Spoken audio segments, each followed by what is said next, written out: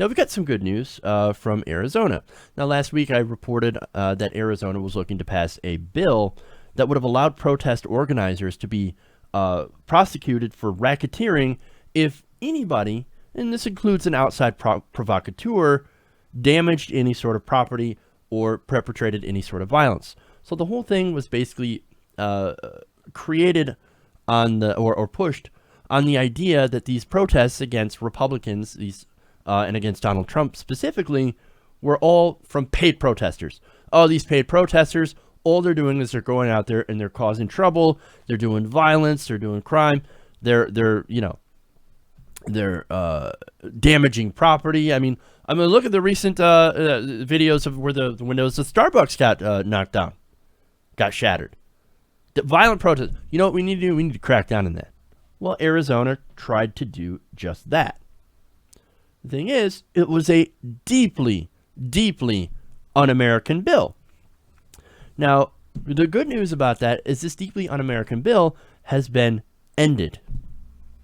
House Speaker J.D. Mesnard had confirmed that he does not plan to consider the bill, which means it would not move forward in the Arizona legislature.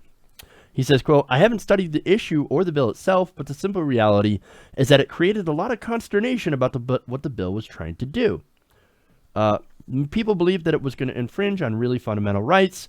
The best way to deal with that was to put it to bed." Now, I mentioned that, of course, this was essentially thought police. If you planned on creating a protest, and even if you weren't there and the protest happened and somebody got violent, well, if you had helped plan that protest, you would go to jail. And not only that, you would have your stuff seized by civil asset forfeiture or under civil asset forfeiture laws, which means not only they could imprison you, but they could take your stuff, your car, your house, your phone, everything. This is the laws that they used to go after the mobsters, people who did racketeering. Well, I mean, obviously this was part of a crime. Well, if you plan your protest in your house, they could take your house, even if you weren't there at the protest, and even if you thought about doing a protest. And again, that's not to say that there aren't outside provocateurs, people who aren't part of your protest, that would come in, knock over a couple of trash cans, and then, oh, look at that. You did damage. You did vandalism. Your whole protest is guilty of inciting riots. That's what this whole thing was about. And thankfully, this was put to bed. Now, again, the House Speaker, J.D. Mesnard, he said he didn't even look at this. I don't know about anything about the issue or the bill, but boy, it created a lot of outrage. And I guess that's a good thing because, hey, it got stopped. It got stopped. Now, he garnered support. This was Sonny Borelli, who had gotten a lot of support from Republicans to try and pass this bill, as well as law enforcement, right? But thankfully, we were able to step in.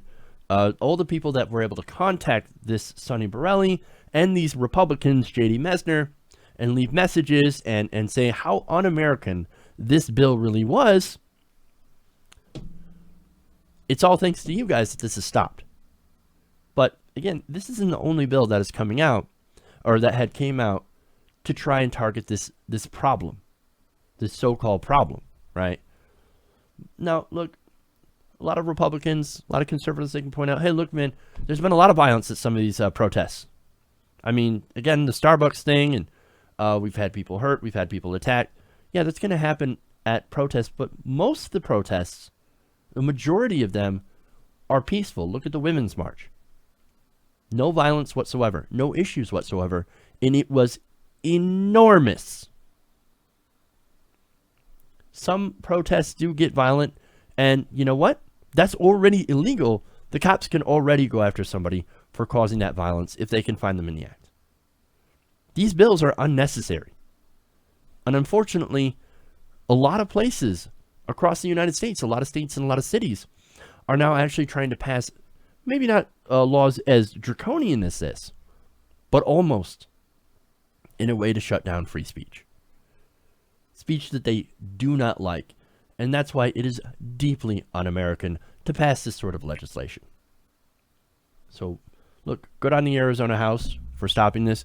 Good on everybody who called in, who tried, who left their, their elected officials voicemails and wrote letters. You guys are the heroes of the day. You guys helped save the First Amendment from this kind of horrific anti-American bill. You should be proud of yourselves. But there is a lot more fighting to go if we are to protect our most fundamental rights, the right to protest our government. Hey everybody, thanks for watching this video. If you want to see more like this, please hit the subscribe button below. And if you want to support truly independent progressive media, please consider becoming a patron at patreon.com/TYTNation.